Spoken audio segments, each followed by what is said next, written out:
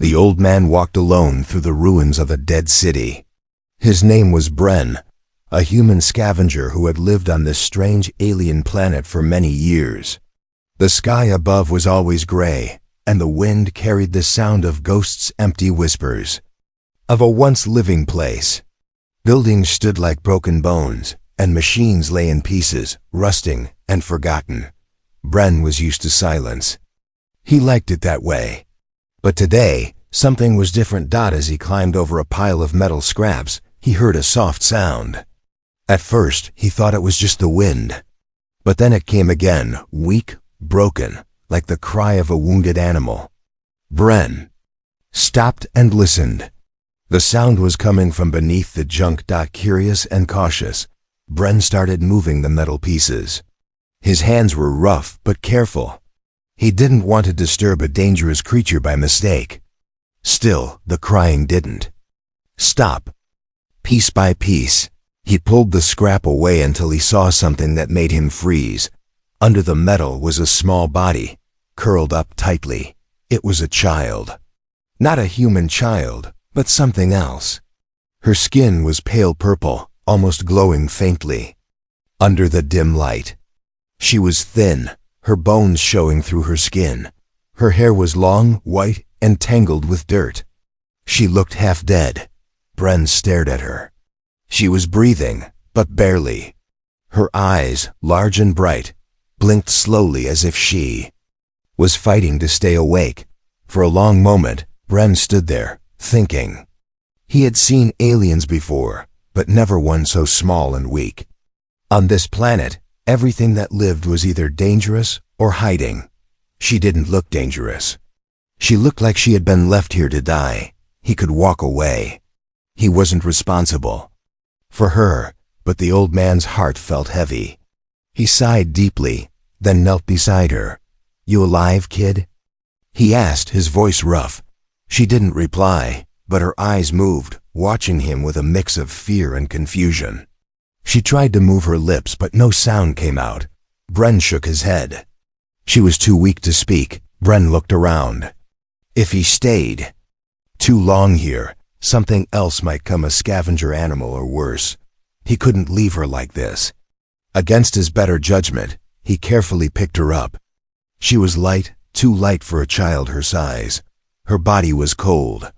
Bren wrapped her in his coat and started back to his hut. It wasn't much, a small shelter made from old ship parts and stone.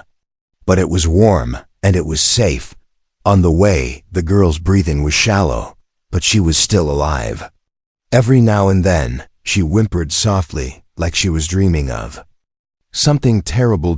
When Bren reached his hut, he placed her gently on a cot. He grabbed a bottle of water and tried to pour a little into her mouth. She coughed at first, but then swallowed. Her eyes fluttered open again. This time, there was a spark in them, a tiny light of life. Bren warmed up some soup, though it wasn't much. He spoon-fed her slowly, careful not to choke her. She ate weakly, but at least she ate. Hours passed. The girl fell asleep, her breathing steadier now. Bren watched her, still unsure what to do. Who was she? Where did she come from? Why was she left to die? In the middle of the night, she suddenly woke up with a small gasp. She looked around wildly, until her eyes found Bren sitting nearby. She stared at him, shivering, her eyes filled with fear. "It's all right, kid," Bren said gently. "You're safe here." The girl didn't understand his words, but his tone was calm. She slowly relaxed, though she kept her eyes on him. For the first time in years, Bren felt something strange. It wasn't pity. It wasn't curiosity. It was concern. This little alien, weak and lost, was now his responsibility, whether he liked it or not. The girl curled up on the cot, still watching him, until sleep took her again. Outside, the wind howled across the ruins, but inside the small hut, it was quiet. Bren sat by the fire thinking. He didn't know what tomorrow would bring. He didn't know if the girl would survive, but he knew one thing. He had found her, starving and alone. And he wasn't going to let her die. Not while he was still breathing.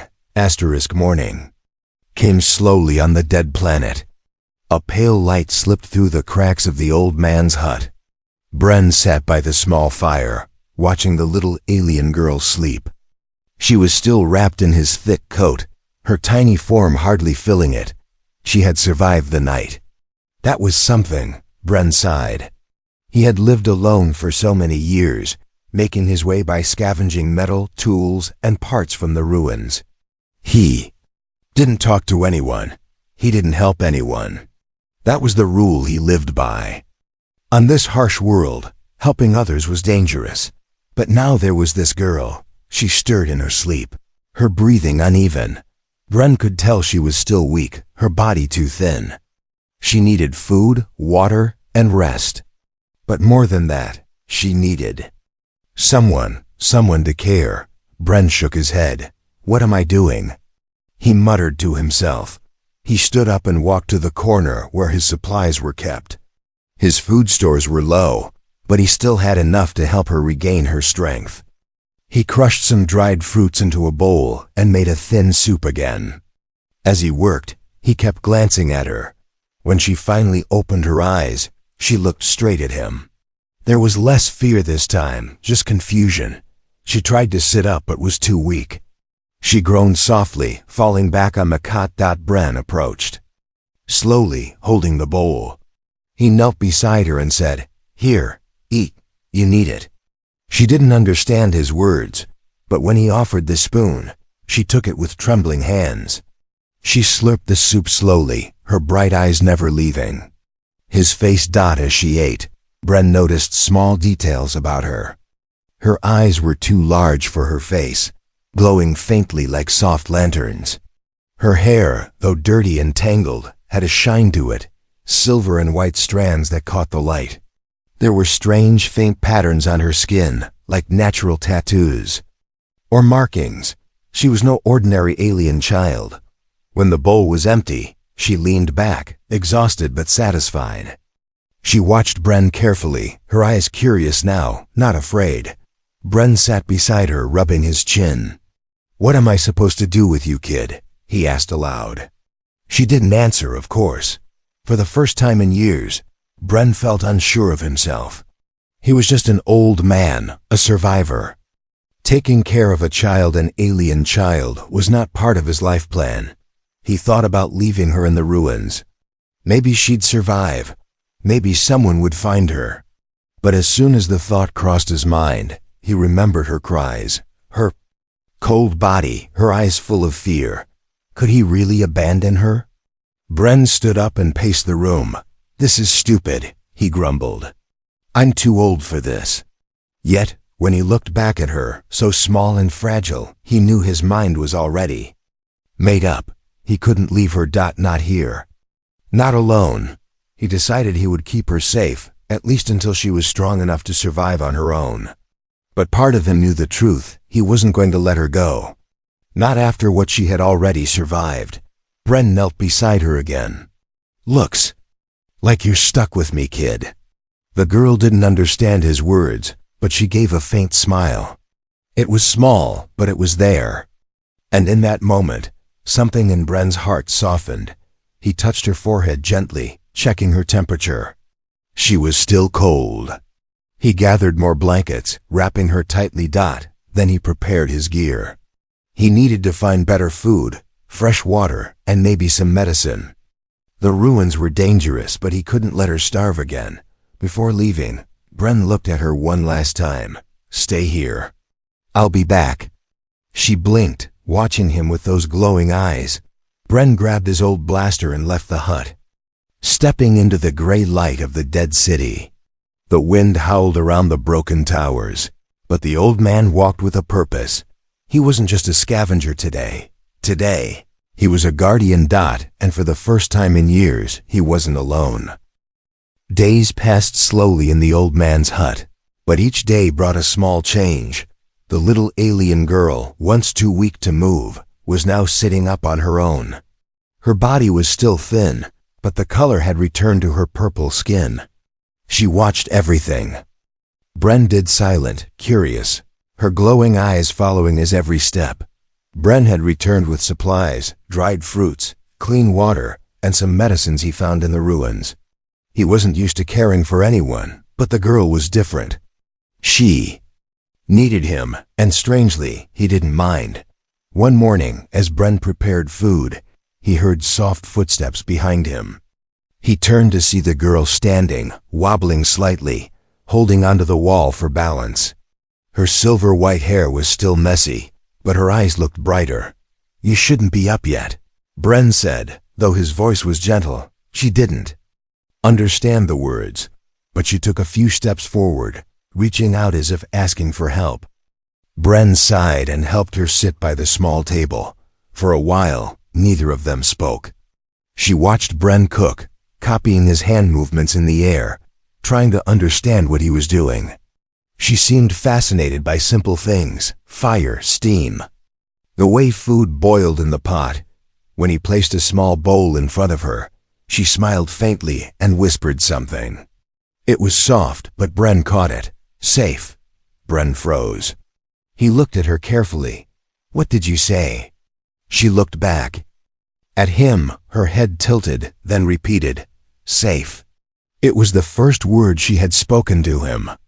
Bren felt a strange warmth in his chest. She had learned that word somehow, just by being near him. It wasn't just a word. It was a feeling she now connected with him. "You're safe here, kid," Bren said softly. "I'll make sure of that." The girl smiled again, and for the first time, her smile reached her eyes. From that day, the bond between them grew stronger. The girl followed Bren around the hut, watching him fix tools, prepare meals, or clean old devices. She began mimicking his actions, pretending to stir a pot, holding tools the wrong way, or pretending to shoot his old blaster. Bren couldn't help but chuckle. "You're a fast learner." She didn't speak much, but she tried to copy his words. Her voice was still soft, and her accent was strange, but she was learning like a sponge, absorbing everything around her. She also started showing him things he didn't expect. One evening, as they sat by the fire, she picked up a small broken device from the junk pile. She pressed her small fingers over it, and to Bren's surprise, the device lit up faintly. He stared, amazed. "How did you do that?" The girl smiled proudly, but didn't answer. Bren realized she knew more than she let on. Maybe her people were advanced. Maybe she had talents that even she didn't understand yet. Still, she was just a child, a lonely, scared child. One night, a storm hit the ruins. The wind howled like wild beasts, shaking the walls of the hut. The girl woke up crying, her body trembling. Bren rushed to her side and held her gently. "It's just the wind, kid." "You're safe," he whispered. She clung to him tightly, burying her face in his chest. Her body was still shaking, but slowly she calmed down in his arms. Bren sat there for hours, holding her while the storm raged outside. In that moment, he understood something. He wasn't just keeping her alive. He was becoming her protector. Her family. When morning came, the storm was gone. But something new remained between them, a connection stronger than before. She didn't have a name. She didn't have a family. But Bren thought to himself, maybe she has me now. And when she looked up at him, smiling shyly, Bren knew he wasn't alone anymore. The days in the ruins had grown quiet, too quiet. Bren and the little alien girl had settled into a new rhythm. She was stronger now, eating well, moving freely around the hut. She even laughed sometimes, a soft sound that made the old man's heart feel less heavy. But peace on this planet never lasted long. One evening, Bren climbed to the top of a broken tower near his shelter. He often went there to scan the horizon, to check for danger. This time what he saw made his stomach tighten. Far in the distance, under the gray sky, shapes moved, shadows of ships, sleek and sharp, descending from the clouds like vultures. Black metal with glowing red lights. Bren knew what they were. Hunters. They weren't here to scavenge. No, their ships were too clean, too purposeful. They had come looking for something. Or someone. Bren's eyes drifted back to his hut. The girl, she was playing with broken tools, giggling quietly, her silver hair catching the dim light. She was happy for the first time since he had found her. Bren clenched his jaw. His instincts screamed that this was no coincidence. The girl wasn't just some abandoned orphan. Someone wanted her gone or back. He hurried down the tower, dust clouding his steps. When he entered the hut, the girl looked up, sensing his worry. "What's wrong?" she asked softly. Her words were still broken, but clear enough. Bren grabbed his old blaster and a small bag of supplies. "We've got trouble, kid. Big trouble." She stood up, her smile gone, eyes wide. "Hunters?" That word from her mouth made Bren stop cold. She knew that she remembered. "Yeah," Bren whispered. "Hunters." She stepped closer, trembling, her voice barely a whisper. "They ... They want me." Bren knelt in front of her. "Why? Why are they after you?" She looked down, silent, her little hands shaking. "Bad people. Made me. Then wanted to end me." Bren's mind raced. She was created? Engineered? That explained the strange energy he had seen her control, the way she lit up devices without touching them fully. "What did they make you for, kid?" Bren asked. She shook her head. "Don't know, but I'm wrong to them.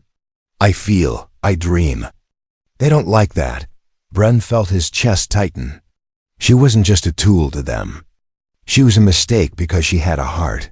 Outside, a distant rumble echoed. The hunters were getting closer. Bren grabbed the girl's hand. "We can't stay here. If they find us, they'll kill us both." She didn't resist. She nodded, clutching his hand tightly. They left the hut and slipped into the ruins. Bren knew secret paths, tunnels beneath the old city, places no machine or drone would easily find. The girl followed him quietly, her steps light but nervous as they moved deeper underground. Bren whispered, "We'll find a way out, I promise." But in his heart, he wasn't sure. The hunters were skilled. If they wanted her, they wouldn't stop. Suddenly, in the darkness of the tunnel, the girl pulled his hand and pointed. A faint blue glow lit the walls ahead. Strange symbols, alien writing, etched into the stone. "What is this?" Bren asked. She stepped forward, her hands glowing softly. The symbols reacted to her touch, lighting up brighter. A hidden door opened. With a low hum, "I remember now," she said. "My kind built these places to hide." Bren stared in awe. The ruins weren't just dead cities, they were something more. A secret world beneath the world. The girl turned to him, her eyes serious. "I can show you, but it's dangerous." Bren smiled faintly. "Kid, danger and I are old friends." She smiled back, a little braver now. Behind them, the sounds of the hunters echoed in the tunnel's metal footsteps. Mechanical growls, voices speaking in a language Bren didn't know. Time was running out, but now, with the girl leading the way, they had a chance to escape, a chance to uncover her past, and maybe a chance to fight back. Bren had lived among ruins his whole life, but he had never seen tunnels like these. The walls glowed with gentle blue light, responding to the girl's touch. Strange patterns lit up as she walked ahead, guiding them deeper underground. She moved with certainty now, as if something inside her was awake, something old. Bren followed closely, his blaster ready, though he knew it wouldn't be enough if the hunters caught them. "Kid, how do you know these paths?" he asked. The girl didn't stop. She placed her hand on a wall, and another hidden passage opened. She turned to him, her silver hair shimmering. "I remember pieces," she said softly. "This place remembers me too." Bren didn't understand, but he trusted her. She was their only hope. Behind them, the sounds of the hunters grew louder. Metal boots echoed, and mechanical voices barked commands. They were tracking them fast. Suddenly, the tunnel split into two paths. Bren paused. "Which way?" The girl touched the wall between the paths. A faint pulse of light ran through the stone. Then she pointed left. This way, safer. Bren didn't question. They rushed down the left tunnel, their footsteps soft but quick. The air grew colder, the walls narrower. Bren's heart pounded not from the running, but from fear. He wasn't afraid for himself. He was afraid for her. Then, from above, a loud crash echoed through the tunnels. The hunters had caught up faster than expected. A sharp light burst from behind them, red and blinding. They're close. Bren shouted. The girl stopped suddenly. She placed both hands on the wall, her eyes glowing bright blue. The walls began to hum, and in front of them, a stone door formed thick, solid. Go! She cried. Bren ran through just as the stone door sealed shut. The sound of heavy pounding followed moments later, metal fists trying to break through. The girl fell to her knees, exhausted. Her hands shook from the effort. Bren knelt beside her. You did good, kid, but we need to keep moving. She nodded, breathing heavily. There's a place ahead, a room safe. Bren helped her up, supporting her weight. Together, they pushed forward until they entered a wide chamber, circular, with high walls covered in glowing symbols. In the center stood a tall, crystal-like pillar pulsing with light. The girl smiled faintly. This is it. Bren looked around, uneasy. What is this place? She touched the pillar gently. It responded with a soft hum, and images appeared. In the air, holograms of planets, stars, and ancient structures. This was my people's refuge, she said. They hid here. But then the hunters came. Bren watched the images. He saw beings like her, tall, glowing, wise-looking. Then he saw the hunters' tall metal creatures, cold and brutal. They didn't capture. They destroyed. Why do they want you, kid? Bren asked. She looked up at him, her eyes sad. Because I'm the last. Bren's stomach sank. The last? She nodded. The last of my kind. Bren placed a hand on her shoulder. He didn't have the right words, but he understood. She wasn't just a child. She was the end of a people, a living memory. Before he could say more, the door behind them shook. The hunters were breaking through. Bren raised his blaster. We'll hold them off. But the girl stood up, her eyes glowing brighter than before. No, I'll protect us. Her hands lifted, and the pillar shone like a star. Energy flowed into her, lighting up her veins like rivers of blue light. Bren stepped back, shielding his eyes. When the hunters finally broke through the stone door, they were met with a wave of pure energy. The girl stood firm, her body glowing, her voice echoing with power. Leave us. The hunters staggered, their metal forms shaking. Some collapsed instantly, fried by the energy. Others tried to retreat. Bren watched, stunned. She wasn't just a child. She was a force. The last hunter, larger than the others, shouted something in a cruel language and fled into the shadows. When it was over, the girl collapsed again, her glow fading. Bren caught her before she hit the ground. Kid, stay with me, he begged. Her eyes fluttered open. I'm okay. Bren held her close. You saved us. She smiled weakly. I remembered who I am. Bren looked around the glowing chamber. He knew now this was more than a hideout. It was a place of power, and the girl was its key. But the hunters would be back, stronger, smarter. Bren stood up, holding her carefully. We're not done yet, kid, but I'm not letting them take you. She rested her head on his shoulder. Thank you, father. That word made Bren pause. He smiled softly. Yeah, kid, I guess I am. And with that, the two of them prepared for whatever was coming next, because escape wasn't enough anymore. Now, it was time to fight back. Bren stared at the little girl resting in his arms. Her breathing was soft, her tiny form still glowing faintly from the power she had unleashed. He had seen many things in his life, monsters, machines, and the emptiness of forgotten worlds, but nothing like this. She had called him father. And somehow ... It felt right, but he still didn't know what she truly was. When she finally woke, her eyes fluttered open like a slow sunrise. She looked up at Bren, smiling weakly. "You stayed," she whispered. "Of course I did," Bren grunted. "You didn't think I'd leave you here, did you?" She shook her head, her smile growing. Then, sitting up slowly, she looked around the glowing chamber. Her fingers traced the strange symbols on the walls, and they lit up with every touch. "Tell me, kid," Bren said softly. "What are you?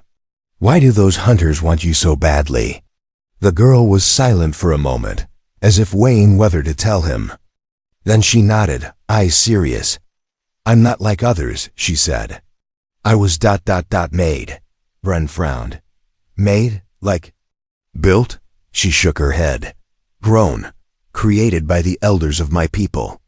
They wanted a perfect being, one who held the knowledge of the past, the power to rebuild what was lost."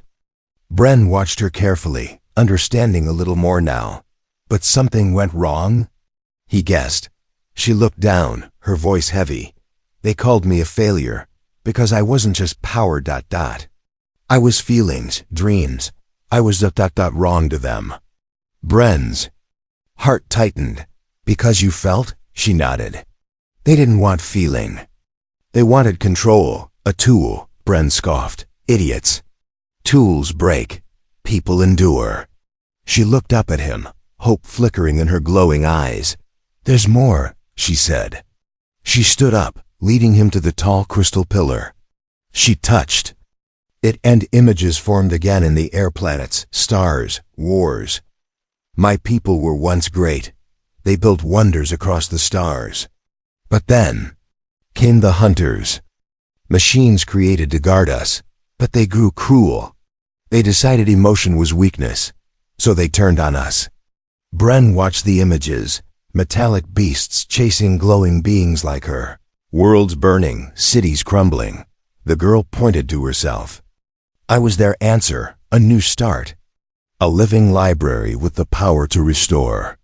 But they feared me when they saw I felt sadness ... joy ... love." Bren shook his head in disbelief.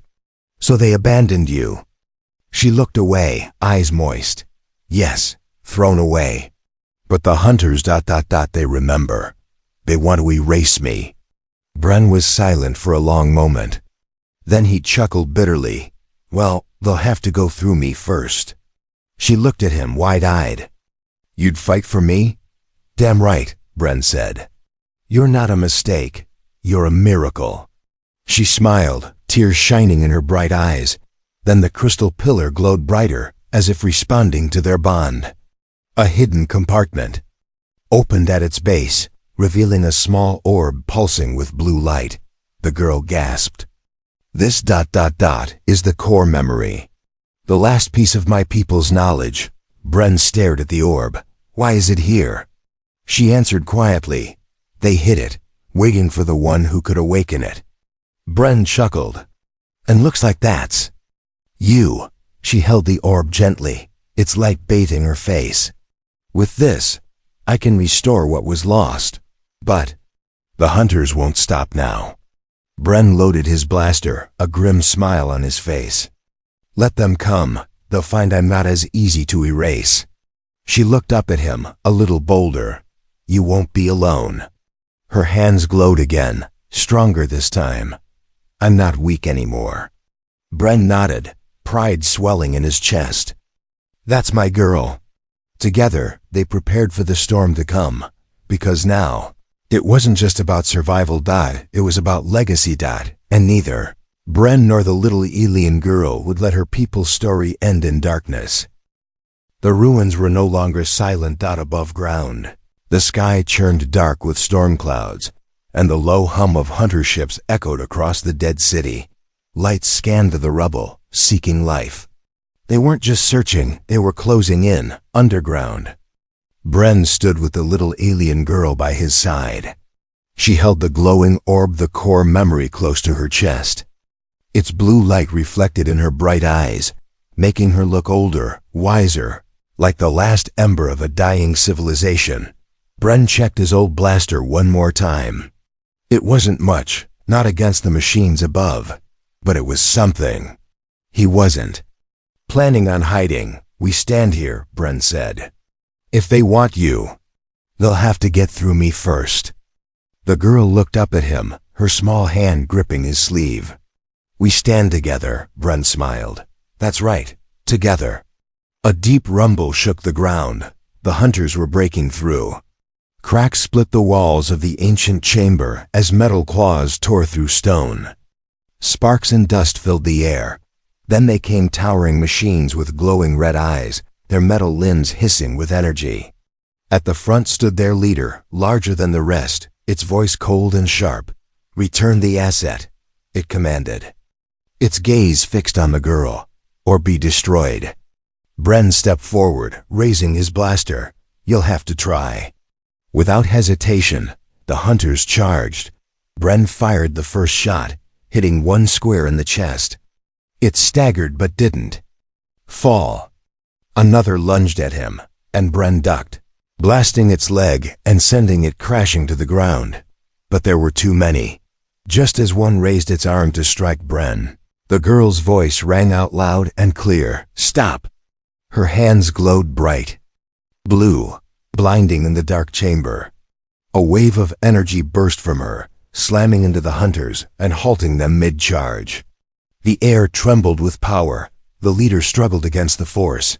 "You are incomplete," it growled.